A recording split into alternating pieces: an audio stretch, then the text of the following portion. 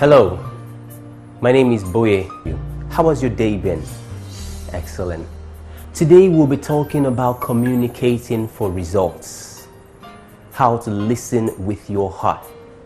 You know, in life, we all need one another to achieve our goals. Life was designed to be interdependent.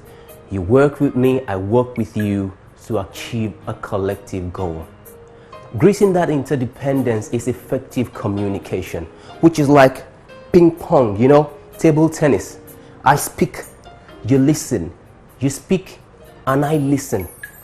The cause of misunderstanding, the cause of war, the cause of broken homes, the cause of broken relationships, most times is miscommunication. And it happens when people are not heard and when they are not understood. Bosses miscommunicate with employees and then there's trouble. They lose a major big contract. Husband miscommunicates with wife and then the home is broken. The family is divided. The children are suffering. Team members don't communicate well and they cannot meet a particular deadline. Even between nations, there is war all over the place now because of miscommunication. We can't understand and accept ourselves. So right now, how do you listen with your heart? How do you listen effectively? Remember, there's a difference between hearing and listening. Listening involves you being engaged completely in what the other person has to say to you. Number one, you must show empathy. You must show genuine care. You must show that you understand. Now, you might not agree with the point of view that's being put forward by the other person, but you must show that you really understand how the person feels. When you admit or acknowledge the way people feel, then they open up more to you. They tell you more and then they trust you more. Number two, your posture must say so. Now, you can't say you're listening to me while you're turning towards the TV. You can't be listening to me while your head is drooped onto the table. If you're listening to me, then you must face me.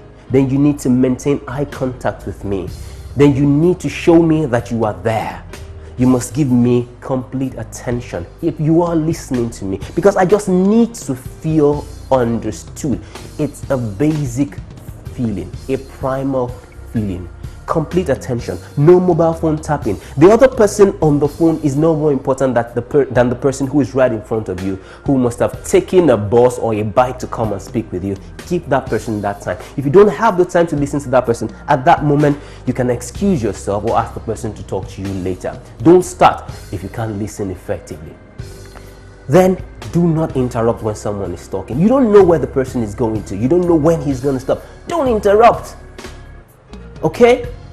Wait for convenient pauses while the person is talking to make clarifications. If you need to understand something, wait and then ask your question. Or you might just need to wait for a longer time and then ask your question. Do not interrupt.